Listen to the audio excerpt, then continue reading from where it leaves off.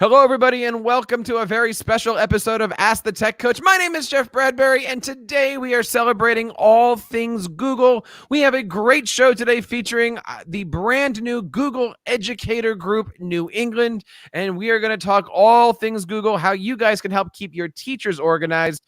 But of course, it wouldn't be an Ask the Tech Coach without my good friend and co-host, Miss Susan Vincent. Sue, how are you today? Welcome to the show.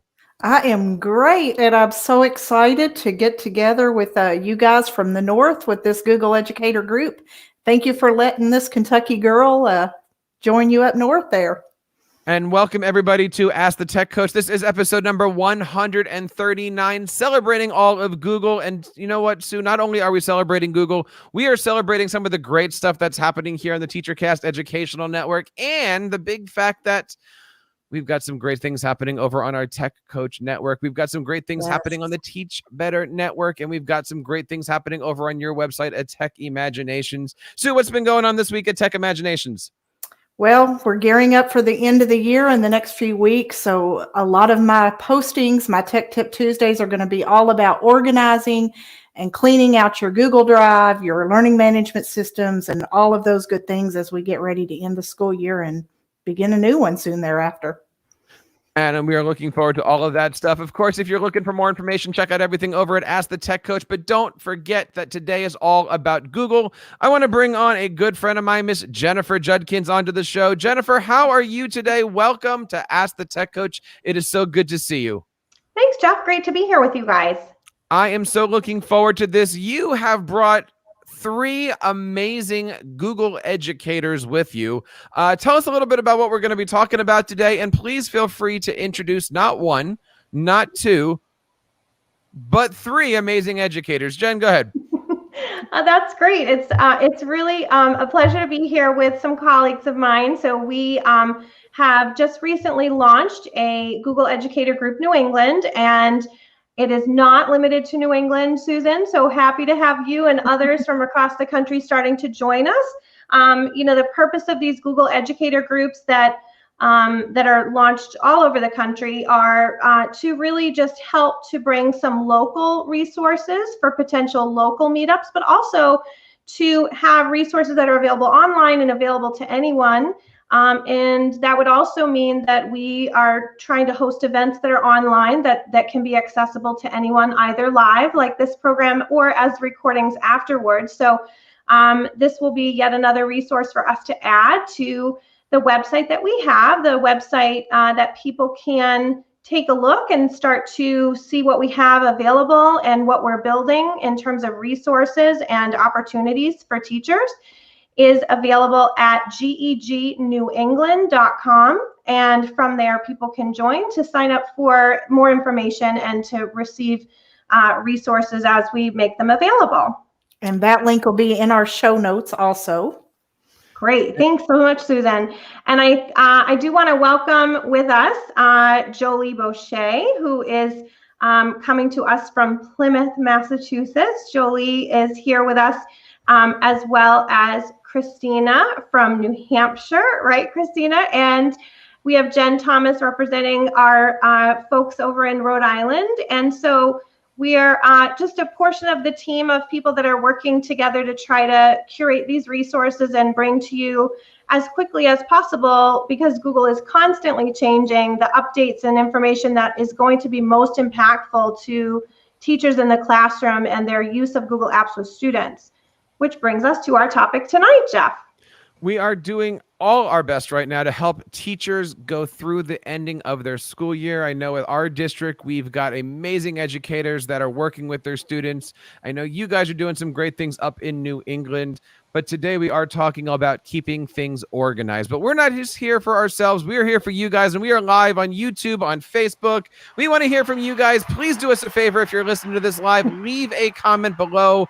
We would love to have you guys participate in our live chat. And first of all, let's just kind of talk about this. Organizing, keeping things organized, wrapping up the school year. Jolie, what are some of the things that you like to do when you're working with teachers, when you're trying to organize yourself? What are some of the things that you're doing to keep yourself and your teachers organized using Google? Well, I love using Google Keep for a checklist. So I make my headers in Google Slides, and I'll have a header for my technology checklist, and I'll have a header for my library checklist, for my evaluation checklist. So I'll have, 5 or 6 different headers that I put on top of my Keep notes. And then every morning I come in and I check the Keep notes, and I can check them off. And I like how I can erase the check marks once the task has been completed. And it's a must-have for me. It really helps me stay organized. So I like sharing that with teachers, and I found that they thought that was very beneficial as well. So. So there's a lot of great ways that teachers and students can be keeping organized, and especially as tech coaches, helping those teachers stay out. So what are some of the things that you and your teachers work on these days as far as helping keep things organized for the end of the school year? Well, if you've listened to me for very long, you know I'm all about color coding. My team at work makes fun of my flare pens all the time. But definitely, like Jolie was talking about with Google Keep, I'm able to color code both in my personal Google account and my school Google account. So I can have colors that mean various things, and as well as in my Google Drive with my color coded folders. So having that color coding option is huge for me. And I share that with my teachers, and they appreciate it. They're flare pen fans too. I notice a lot of the organization comes from visual things, making sure that we can see the differences between different files. There's a lot of great things in there. Absolutely. What are some of the other things that we can use in Google Drive, in Google Keep, Google Slide, anything? What are other organizational tips do you guys have? I'll throw one at you. And this one, Sue, you may enjoy this one. We have a YouTube channel for GEG New England, and we're starting to put together videos that go through all of the little tips and tricks that we're telling you, some of the things that we're telling you tonight. So go check that out. One of the ones that I put together for Google Keep isn't out yet. It's scheduled to be put out later on this month. So here's a preview to it. There's a Google Chrome extension called Category Tabs for Google Keep. And what it does is when you install it, you'll see it in your Google Keep navigation on the left-hand side. And it ties into the colors that you have for your Google Keep notes, so that you can now have kind of another layer of organization.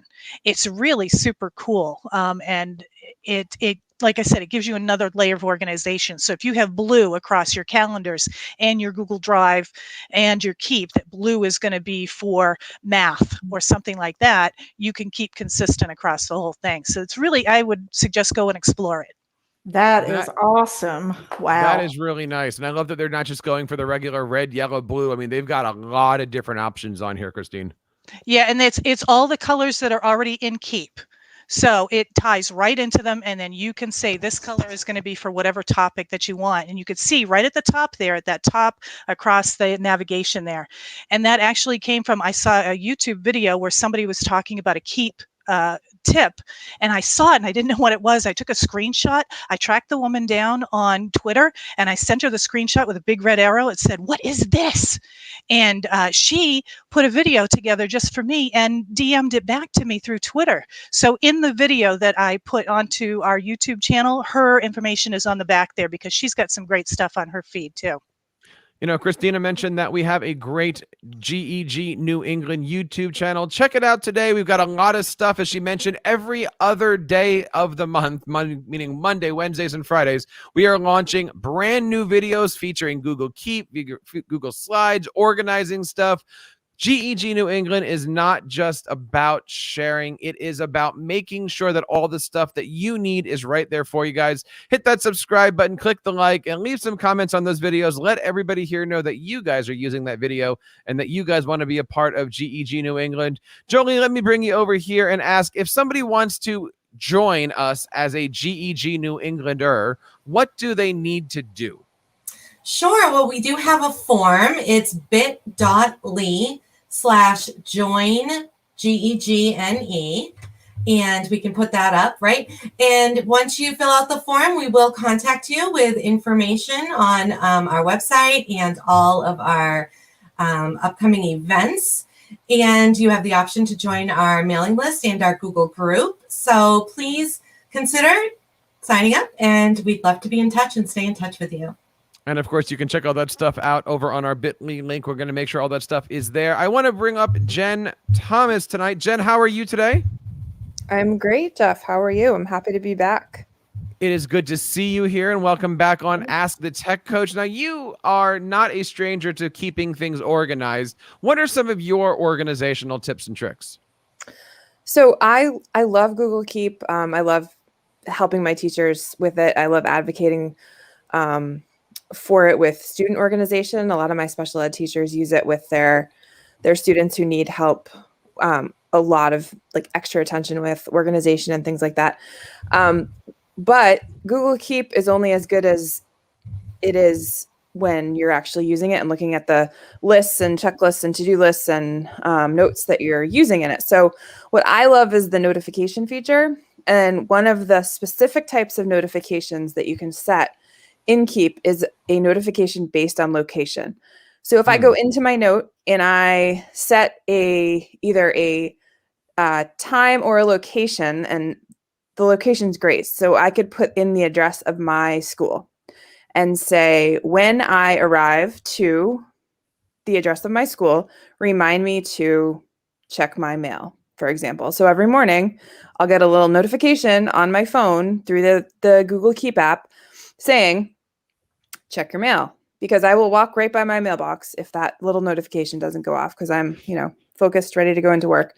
That's just an example. But so yeah, you can set it based on reminders, and that helps a lot with. I would say that would keep a lot of students organized as well. So when you get to school, don't forget to turn in your permission slip to your teacher. Or there's a million different ways that you could use that. But I think it's pretty fantastic that there are reminders in Keep that are based on location rather than just like with calendar, it's great. The reminders are great. They pop up, 10 minutes before the event. But the fact that it's based on location, I think just makes it a little bit extra helpful for me, and I'm sure for lots of students as well. I love the fact that you can say when you're near something, let this remind me. There's a lot of great features that we can do to make sure that, as we're going through our busy day, maybe something, of course, can get kind of wept away here, making sure that we have everything available. Jen, I see you shaking your head. What are you excited about organization, especially as we go through? This is a topic you and I have talked about a lot. We talk about Keep organizing, email organizing, Drive organizing. What are some of the other things that teachers can be thinking about as they start to wrap up their digital lives this year?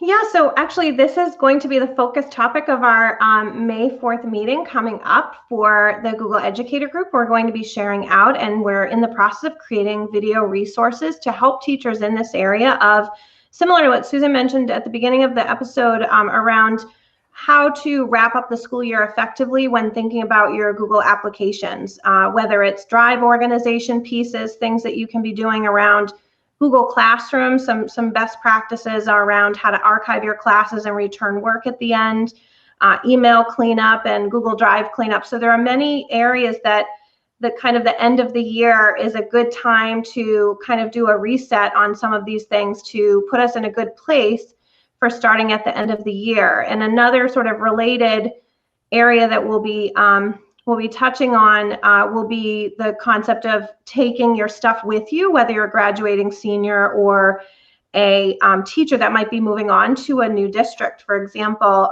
using the Google Takeout tool and understanding the options that exist within Google Takeout for teachers and students. So when we're looking at organization, Jen just mentioned the whole Google Takeout thing. And I know we're going to be talking about this more in depth in a couple shows from now over on AskTheTechCoach.com. How do you bring up the subject of Google Takeout? It's a tricky one. It's kind of like saying, hey, I know you're leaving. Why don't you try this? It's never an easy conversation, or is it? No, not at all, unless you already know and have had that conversation. Thankfully, I've had a few with whom I've had a good relationship with. They've already been asking me, because they know they're leaving, what do I need to do to save all my files in case I need them or I'm going somewhere else? So It's just one of those things. As a tech coach, you have to be the curator, the resource for that information and help get it out there, whether it be you or your IT director. They need to know this stuff in order to successfully transition either out of the school or into their new district, and they need to have those files. Now, help me out, guys. Is Google Takeout something that everybody can do, or does that have to be done at the admin level, or do you have to ask permission to do it? Are there still rules of what things you can and can't take out? Does anybody have an update on where the world of Google Takeout is? Yeah, Google Takeout is something that has to be enabled by your district administrator, typically the person that's in charge of the admin console. It's something that we allow for staff and students, but there are some districts that may not. So if it's not allowed, I always encourage people to speak with their technology department, because sometimes they just aren't aware because it's something that they need to enable. And there are so many settings within the admin console. It can just be a matter of people not knowing that that's there. We have a canned response email that we send out to staff that are exiting, as well as students around this time of year that are kind of coming to the end of their senior year, if they're in high school, or 8th grade year for our middle school students, because many of them transition to other schools, of course, as part of that kind of that year ending. And so we automatically provide that information proactively. I noticed, like when you were asking Susan about whether it's an uncomfortable conversation, one of the things that I thought about is, one of the things that I often tell teachers when I'm first introducing them to the concept of storing their precious, resources that they develop as part of their lesson planning in Google Drive, is to assure them that their stuff is still theirs. They still can take it with them if they go somewhere, and it keeps the content still in their school account. So using Google Takeout doesn't remove things. It simply makes a copy and can do so into a new Google account. And so it can be used at any time as a backup storage option as well. So it's not exclusively available for the purpose of exiting, although that's probably the most common use case. Very good point. And there's also another tool that goes along with that, and that's a Google Transfer. So I was refreshing myself on these concepts earlier as I get ready to train my teachers. So Takeout is going to make a downloadable file for you, and then Transfer is just going to go ahead and transfer it straight over to another account, as long as you have enough space in that account. What do I want to do? Which one do I need? Which one should I be recommending? Well, that's all going to have to do with, if you're a teacher moving to another school or a district, what type of environment are they in? Are they a Google environment or Microsoft environment? I would personally just do the Google Takeout, have that folder so I can save it on a hard drive, external hard drive, what have you, just so I have that backup personally.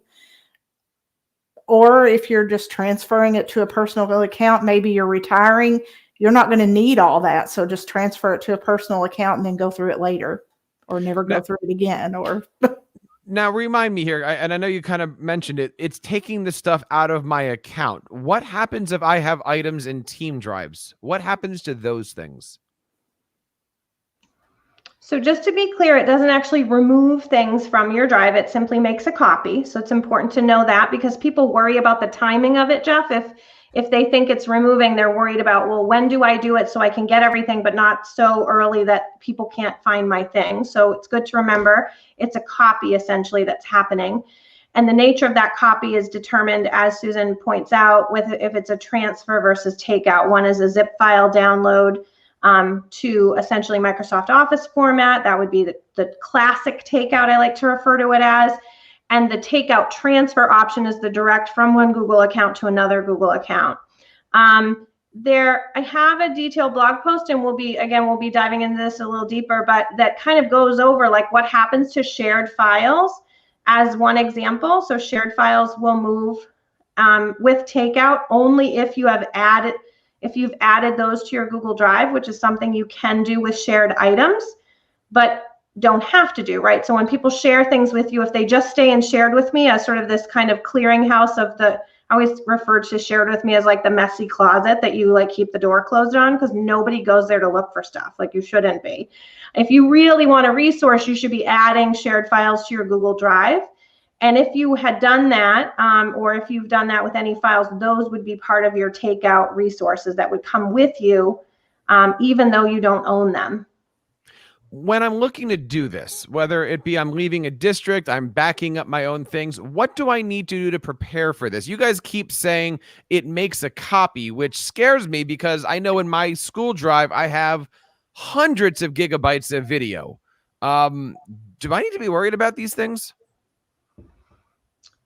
So there are starting to be file storage limits for Google Drive, although they're pretty significant. It would be pretty unusual unless you literally have like the HD version of Lord of the Rings trilogy and all the Star Wars movies. Like, you probably are not hitting limits like that. Most people have documents, and yes, some video content, but typically not long videos. They're typically shorter video clips, and so they're not terribly large.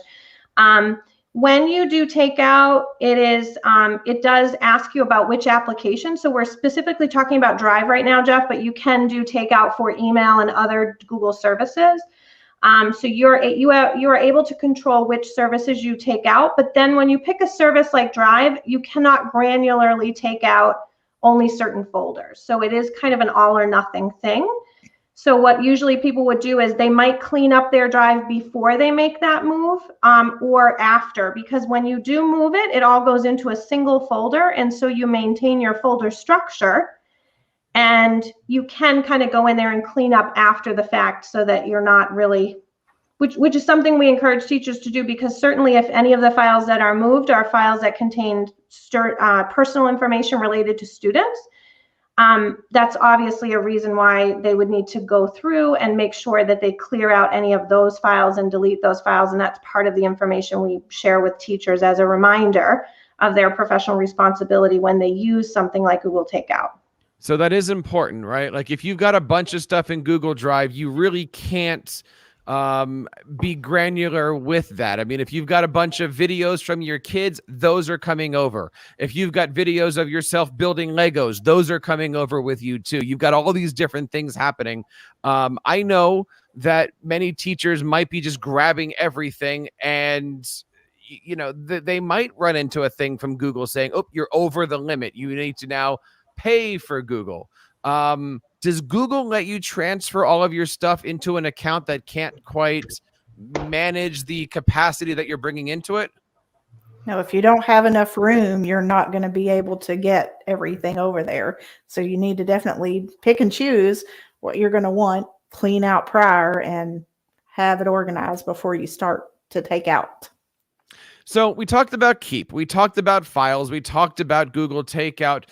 Jolie, I know one of the things that you work on a lot is data. When we're looking at data and putting data together to not only wrap up this year, but also try to get ourselves organized for next year, you've got a really interesting tool that I know you love to share that is really good for data. It was like a studio. What was that called again, Jolie? Oh, Data Studio. Data Studio. Is it Data Studio or Data Studio? What's the commonality here for New England? Data, I say data. Yeah, I love Data Studio. I don't work with a lot of data. Surprisingly, I feel like people think I do. I like playing with Data Studio, and when I do have a chance to work with data, I have a lot of fun.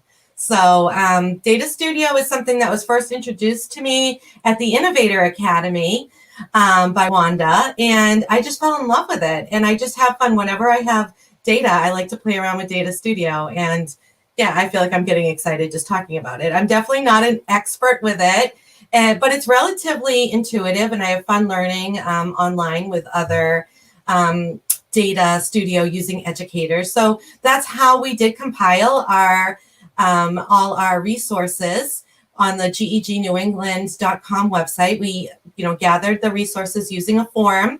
And then the Google Sheet is generated after the form submissions have been received. And then you just go to Data Studio. What is the link? It is datastudio.google.com. And then you connect your data source, which is your sheet. And then you have a lot of fun customizing and adding filters. And you can add images and text boxes. You can color coordinate with themes.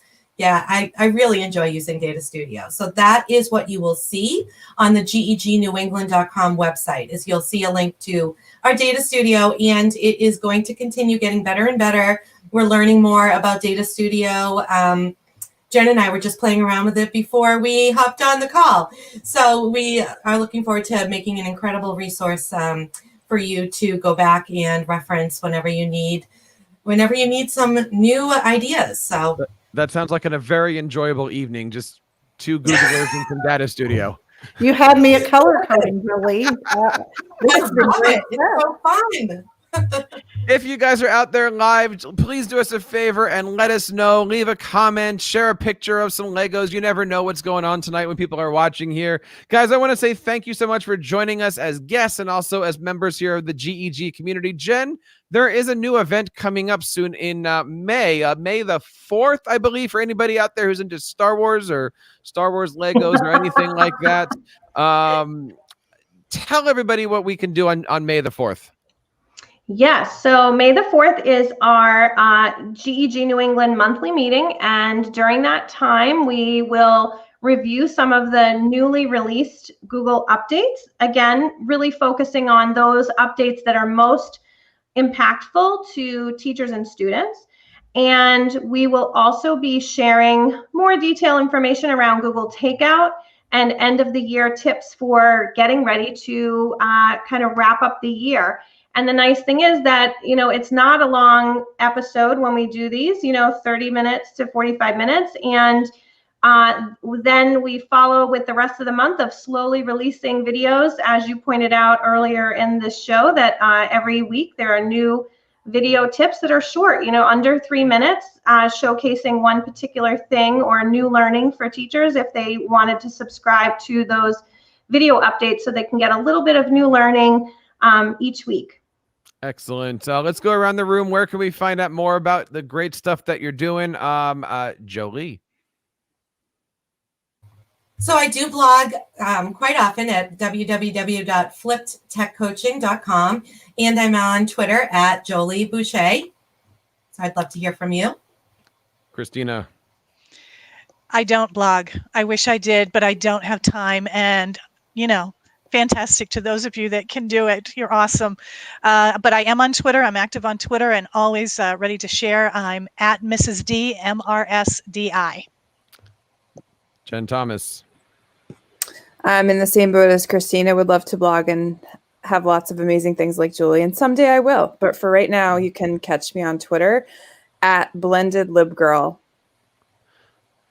Jen, thank you so much for helping to put all this stuff together and bring the entire GEG New England on. But you've got a great website too. Why don't you just tell us a little bit about the great stuff you've got going on?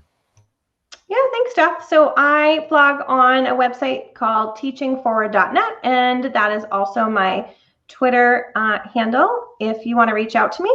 And there is a recent post actually featuring some of what we talked about today, specifically around the use of pictures in checklists in Google Keep and the value that adds to students who have struggles around executive functioning. So some instructions there about how you would add pictures and why that's an important thing to consider doing when you're using things like Google Keep to go beyond just word checklists, but having that image piece and why that's important.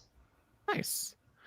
Guys, thank you so much for coming on. And Sue, as we wrap up this episode of Ask the Tech Coach, there's so many great things happening in the world of Google. We're, of course, going to be covering it each and every Monday. So if you guys are checking it out, go over to AskTheTechCoach.com and download each and every episode. We would love to have you guys a part of our TEACHERCAST Tech Coaches Network. And finally, Sue, where's that great site that you have all of your Tech Coach tips on? Come and look for me on techimaginations.net.